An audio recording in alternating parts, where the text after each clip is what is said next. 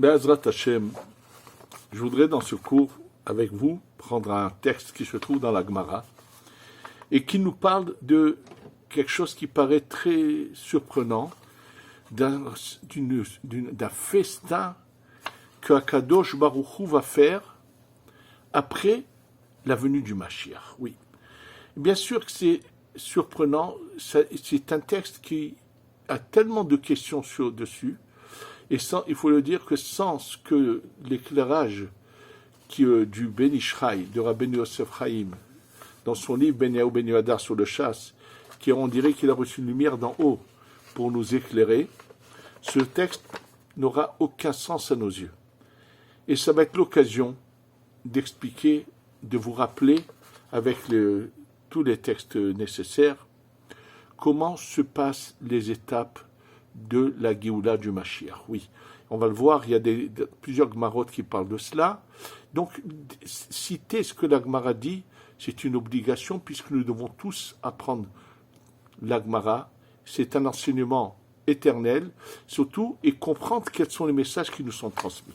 Alors, je vais d'abord commencer par ce fameux festin dont parle la Gemara, et ça se trouve, je vous donne la référence tout de suite, dans Masechet Pesachim, le traité de Pesachim, Daf Kuf Yutet Amud Bet, page 119, au deuxième côté de la page. Et là, il est dit comme ça. En fait, il y a un pasouk, dans la Torah, un verset dans la Torah qui est très surprenant. Il est dit comme ça. Vayigda la Yeled. L'enfant a grandi. Il s'agit de Yitzhak, lorsque Yitzhak est né. Vayigamal. Et c'est marqué qu'il a été sevré. C'est ça le mot Vayigamal, c'est qu'il a été sevré. Et là, c'est marqué ensuite que Avraham Avinu, Vaya'as Mishte Gadol, Biyom Higamel et Beno, il a fait un grand repas le jour où son fils sera sevré. Biyom Higamel, c'est pas Biyom Shenigmal, où il a déjà été sevré, ça parle au futur. Et là, c'est là-dessus que le Ben Ishraï explique pourquoi la Gemara va prendre ce pasouk qui apparemment parle de ce qui s'est passé avec Yitzhak et va le transformer avec quelque chose qui va se passer bientôt. Quels sont les termes de la Gemara? Je vais vous les lire mot à mot, comme ça vous voyez que ce que je vous dis est marqué à l'intérieur. Atid Akadosh Baruch Hu la'asot sa'oda latzadikim. Dans le futur, Akadosh Baruch Hu va faire un festin aux tzadikim. Alors, qu'est-ce que cela veut dire aux tzadikim? Mais une fois que le Mashiach est venu, que tout le monde a mérité, donc c'est à tout le monde. Qu'est-ce que veut dire ce mot la tzadikim? Et quand est-ce? Beyom shigmal hasdo des arosh Yitzhak. Le jour où il va sevrer, c'est-à-dire donner du chesed à la descendance de Yitzhak. C'est ça les mots de la Gemara. Question que tout de suite va poser le Ben Ishraï. Mais nous sommes les descendants d'Avraham, Yitzhak et Yaakov. Pourquoi ici on nous considère comme les descendants de Yitzhak seulement? Et que le jour où il va faire du chesed, de la bonté, mais il en fait constamment de la bonté à Kadosh Baruch Hu. Ça n'a pas de sens ça aussi. Et écoutez la suite. La char sheochlim veshotim, après qu'ils mangent et qu'ils boivent. Et là, de nouveau, on est devant un gros problème. Pourquoi on est devant un gros problème? C'est la parenthèse que je vais faire pour vous expliquer que se passe-t-il dans la venue du Mashiach. En fait, dans plusieurs endroits, dans la Gemara, quand on nous parle de la période messianique, dans plusieurs endroits, dans Masechet Brachot, dans Masechet Shabbat, dans 2 endroits, on nous parle des choses extraordinaires qui vont se passer, telles que les arbres nous donneront du pain tout prêt, on aura des vêtements déjà tout prêts, c'est-à-dire qu'on n'aura plus besoin de travailler, de pétrir, de faire... Tout se passera d'une manière miraculeuse. Où c'est marqué qu'une femme enfantera tous les jours. Oui, alors, mais dans certains endroits, lorsque la Gemara parle des choses extraordinaires après la venue du Mashiach, à chaque fois la Gemara, dans 3 endroits, la Gemara mentionne ça, c'est en désaccord avec l'opinion de Shmuel. Shmuel n'est pas un Tana, c'est un Émora. Donc les Tanaïm qui sont avant lui n'ont pas dit comme dit. Et Shmuel dit que tout se passe normalement, qu'on n'est plus assujetti sous le joug des nations. Alors bien sûr que cette opinion de Shmuel, alors premièrement, le nombre, vraiment un grand nombre de Tanaïm, de Amoraïm, disent l'inverse de Shmuel. Lorsque, par exemple, Rabban Gamliel parle de cette femme qui va avoir tous les jours un bébé, il y a un élève qui est surpris, il lui dit emmène une poule pondeuse, il lui fait la shrita, il ouvre la poule et il lui montre à l'intérieur l'œuf qui est déjà fait, combien d'œufs sont en cours et combien d'œufs vont faire. Ça veut dire que tous les jours, nous voyons bien que lorsqu'une poule doit pondre, elle va en pondre tous les jours pendant une période. Donc il lui montre ça pour calmer l'esprit de l'élève. Mais c'est quelque chose qui est surprenant. Et là-bas, d'ailleurs, dans cette Gemara, la Gemara, c'est marrant, là-bas, ne ramène pas l'opinion de Shmuel. Naturellement, celui qui a pris l'opinion de Shmuel comme opinion principale, c'est le Rambam, mais qui était bien sûr un problème, comment expliquer que les arbres vont nous donner des pains tout près, il a toutes sortes d'explications, bien sûr, tout le monde est en désaccord avec le Rambam, mais on est devant un problème. Nous savons que lorsque nous avons deux opinions dans la Gemara, tout est juste. Alors comment le comprendre?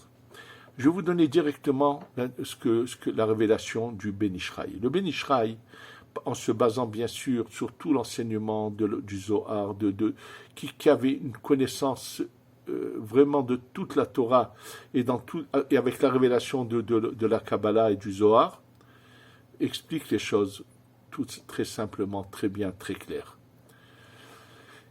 Pour ceux qui voudraient le voir à l'intérieur, je vous donne la référence. Le Ben Ishraï a écrit 4 volumes de ce qu'on appelle Shelot Utshuvot, de réponses à des questions d'Halakha, Rav Pe'adim. Maintenant, à chacun de ces volumes, à la fin, il a des réponses sur des questions kabbalistiques qu'il a appelées Sod Yesharim.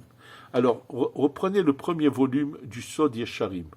Là, dans la réponse 17, c'est là-bas que le Ben Ishraï va en long et en large expliquer les différentes étapes de la Géoula. Oui, là-bas, le Ben Ishraï en parle en long et en large, et il explique qu'au moment de la révélation du Mashiach, il est évident qu'à ce moment-là, précisément, tout est normal. Tout continue normalement. Nous mangeons, nous dormons, vous devons tout, et pas seulement ça.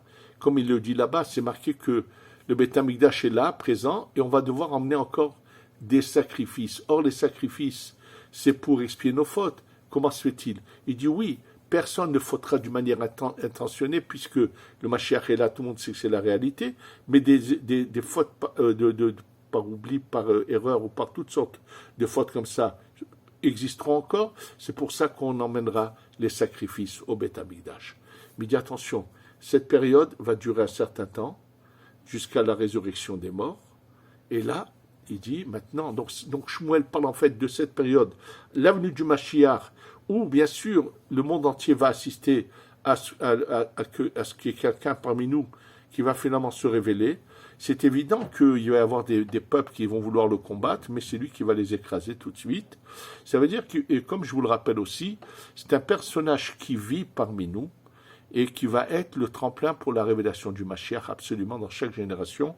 C'est un personnage vivant parmi nous, qui va être celui qui va se révéler, et à travers lui, la révélation va continuer. Et là, on ne sait pas comment les choses vont se passer, combien d'étapes, combien de temps, mais il va se passer un certain temps, et là, tout d'un coup, petit à petit, on va se métamorphoser, changer. Ça va passer à égalité chez tout le monde. Et là, on va passer à l'étape suivante, où on devient on devient spirituel. Et à ce moment-là, toutes ces opinions dans la Gemara qui parlent de choses extraordinaires, de choses surprenantes, vont se réaliser. Oui, et je vous dis, il faut le voir dans l'intérieur du Ben Ishraï qui explique tout ça. Donc, en sachant tout cela, bien sûr qu'on va se poser une question, comment la Gemara que je suis en train de vous lire peut dire après qu'ils aient mangé et bu, surtout vous allez voir la suite de qui il s'agit. Donc, d'abord, il fallait dire à la fin du repas. Pourquoi faut-il nécessairement dire Achar chez Ochnim Veshotim, après qu'on mange et qu'on boit, on va donner le cause de la bracha. Ça veut dire qu'on sait que les tzadikim sont tous présents.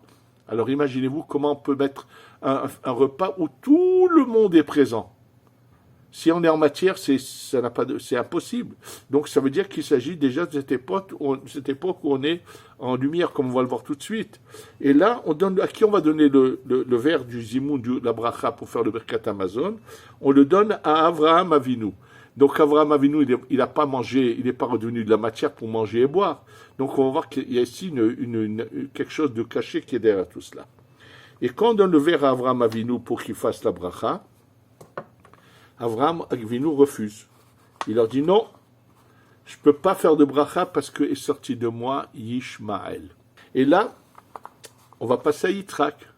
Yitzhak fait le Birkat Hamazon, fait le zimoun, prend le verre de la bracha, le verre de vin. Il dit non, je ne peux pas faire la bracha, est sorti de moi Esav. Bon. Ensuite, on passe à Yaakov. Yaakov fait le zimoun Birkat Hamazon.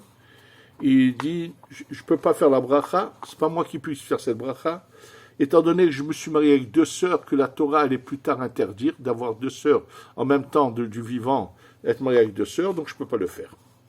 Et là, on demande à Moshe Rabbeinu. Et là, c'est très, très surprenant. Bon, on peut comprendre Avraham, il dit, moi j'ai eu Ishmael, on va voir, bon, j'ai un problème, mais pareil, les trois premiers, on le comprend. Mais la suite, là, est très surprenante. Et je crois qu'elle va devoir interpeller beaucoup de gens. Il dit, pourquoi Moshe Rabbeinu dit, je ne peux pas faire la bracha? Parce que je n'ai pas mérité de rentrer en Eretz Israël, ni de mon vivant, ni après ma mort. Mais il avait envie de rentrer en Eretz Israël. Parce qu'il n'est pas rentré en Eretz Israël, il ne peut pas faire la bracha. On va voir l'explication profonde de cela, mais je pense que ça devrait faire penser à beaucoup de gens qui pensent que quand ils restent où ils veulent, et puis le Mashiach les emmènera.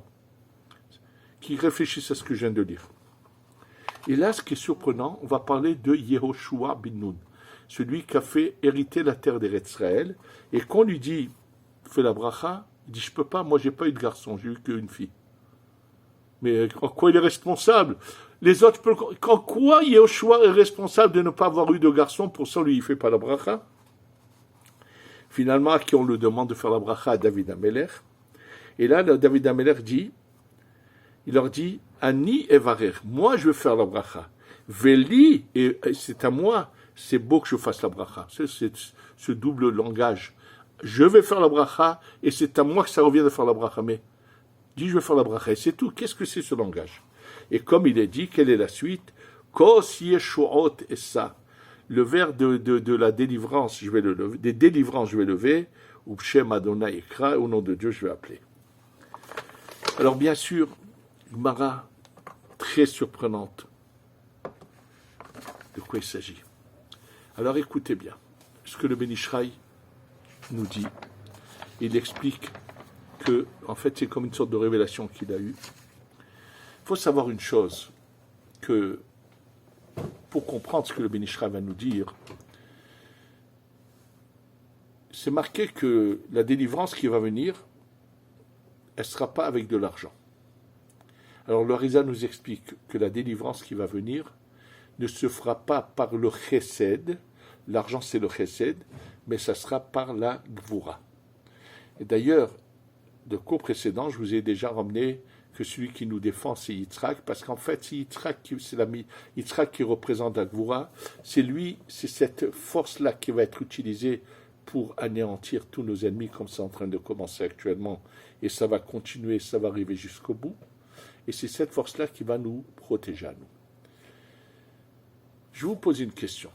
Vous avez envie d'embellir les mitzvot, et quelqu'un qui est très riche, et qui a la possibilité de s'acheter un verre pour le verre du Kiddush, de tous les Shabbats ou du soir de Pessah, peut s'acheter un verre en or et un verre en argent. Quelle doit être sa préférence? Vous allez me dire, mais l'or, c'est beaucoup plus important que l'argent. Eh bien non. Sachez que, contrairement à ce que certains ont fait, je sais qu'en Amérique, dans la compétition entre certains Admourim, il y en a un qui est parti acheter pour son Admour, pour le sort de Pessah, un verre en or, et il a eu tort. Oui, c'est marqué clairement que nous devons utiliser l'argent. Parce que nous vivons actuellement dans une situation où nous avons besoin que le chesed domine et non pas la gvura. Par contre, lorsque les gvurot seront adoucies, auront eu leur réparation totale, elles seront au-dessus de l'argent, du chesed. C'est pour ça que dans le Beth Amikdash, le temple, où là-bas, c'est à l'image du futur, où la réparation de la gvura est totale, là-bas, il fallait tous les ustensiles du Beth Amikdash étaient en or, absolument. C'est pour cela. Et toute notre vie, c'est l'adoucissement du din, on adoucit la gvura, le din, avec le chesed. C'est pour ça que le vendredi soir ou le samedi matin, au moment du kiddush, verser quelques gouttes d'eau dans le vin. Oui, il faut mettre de l'eau dans son vin parce que c'est adoucir le din. Sauf à la Havdalah, où il y a une raison pour qu'on ne le fait pas.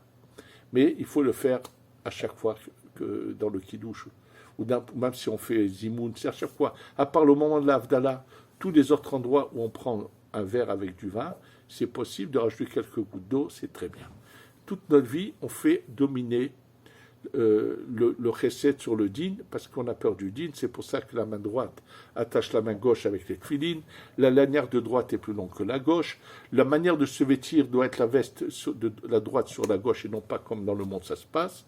C'est pour ça qu'une femme qui a eu son cycle de règles, de période de nida, où les dinim se sont attachés et accrochés à elle, doit ensuite aller au mikvé. Le mikvé est le symbole du chesed, de la rahamim, et en s'immergeant dans le mikvé, ça va la déconnecter totalement des dinim, elle va totalement se métamorphoser, il va se passer quelque chose d'extraordinaire.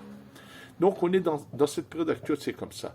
Mais au bout du compte, on va passer à l'étape suivante. Et l'étape suivante est une étape de din qui est totalement sain, un bon din. D'ailleurs, c'est pour l'allusion à cela, la femme vertueuse sera la couronne de son mari. Oui, parce que la femme qui représente la gvura, les Atid Lavo, après la venue du Mashiach, une fois qu'on va finir cette réparation où le din va être totalement kadosh, il va être saint. Donc c'est pour ça que c'est marqué que les Lévi'im seront à la place des Kohanim. Les Kohanim sont le chesed, ceux qui font le principal travail dans le Beth Amikdash. Et après la venue du Mashiach, c'est les Lévi'im qui sont au-dessus, qui représentent le din. Parce que le din, c'est lui qui va gérer, mais de la bonne manière. Et tout ça est en allusion. C'est pour ça qu'il est marqué que après la venue du Mashiach, Akadosh Baruch Hu va faire un grand festin, c'est marqué à la descendance de Yitzhak. Yitzhak, c'est le din. Ça veut dire que là, on nous fait une allusion, que étant donné que c'est le din qui va dominer, donc c'est toute l'allusion à cela. Et là, il ne s'agit pas d'un festin en matière. Il s'agit que finir ce travail de 6000 ans de réparation des étincelles et enfin faire en sorte que finalement la gvura remonte encore plus haut et arrive à son but et elle est réparée totalement. Et c'est pour ça comment c'est marqué dans cette Gemara, quand il dit Beyom, le jour, Shiyigmal Hasdo, qui va envoyer son chesed à qui? À la descendance de Yitzhak. Ça veut dire que le jour où va être la finalité de cette Gemara. Maintenant, le mot manger et boire, il faut savoir qu'en mangeant et en buvant, on écrase des dinim, on les répare. Donc c'est cette allusion de boire et de manger. Et là, lorsqu'on donne, il y a Abraham, alors toi finis le travail, il dit je peux pas. Moi est sorti de moi Ishmaël qui est mauvais, donc j'ai pas la force de finir cet adoucissement. Pareil avec Yitzhak quand il parle de Esav. Yaakov il dit moi j'ai pas pu réparer, et là on va voir que c'est la réparation de la malchoute. Or la malchoute elle est départagée en deux. Il y a la malchoute supérieure, la malchoute inférieure, Léa et Rachel. Les deux femmes de Yaakov représentaient la malchoute de la Hatzilut, absolument. Et donc lui il dit moi j'ai pas fait la réparation totale des deux malchoutes et c'est pour ça que je peux pas. Moshe Rabbeinu dit comment je peux moi réparer la malchoute, j'ai pas eu la chance de rentrer en Eretz Israël. La terre d'Eretz Israël est la représentation des deux Malchut, de Léa et Rachel. Donc moi, je ne peux pas le faire puisque je n'ai pas eu cette chance. Yehoshua, il dit, moi, je n'ai pas eu de garçon. Le garçon, c'est le Chesed qui a adouci le din. Si je n'ai pas eu de garçon, je n'ai pas la force d'adoucir le din. Et le roi David, qui lui a fait un combat inimaginable toute sa vie pour réparer les deux Malchut, et c'est pour ça que David Améler va d'abord régner 7 ans à Hebron avant d'aller à Yerushalayim. Comme Yaakov qui travaille 7 ans et 7 ans. C'est pas sans raison qu'il travaille 2 fois 7 ans, c'est pour pouvoir réparer la Malchut de tout ce qu'elle a besoin d'être réparé. David Améler, c'est celui qui va faire de tout pour y arriver. Et donc David Améler va le dire. C'est pour ça qu'il dit Ani Evarer, Velinae. J'ai 2 raisons, c'est-à-dire je fais les 2 réparations, donc je vais bénir et c'est à moi que ça revient parce que moi j'ai réparé aussi bien l'une que l'autre. C'est pour ça qu'il fait d'abord 7 ans à Hebron où il répare Rachel. Ensuite il vient à Yerushalayim où il répare également Léa. Et donc on passe bien sûr à l'étape au-dessus. Sachez que cette Mara ne nous fait que nous raconter les prochaines étapes. Et il faut qu'on sache une chose, qu'on doit se préparer à cela. Il faut le comprendre qu'on doit absolument se préparer à cela. Que nous sommes, comme l'a dit le fils du Rav Yoram Aberja de Netivot, et juste hier ou avant-hier, il a dit, le Mashiach n'est pas à l'entrée, il est déjà à l'intérieur. Il faut juste se préparer à cela. Il dit, ne vous souciez pas maintenant comment vous allez gagner votre vie, mais avez du souci comment vous allez être accueillis par le Mashiach.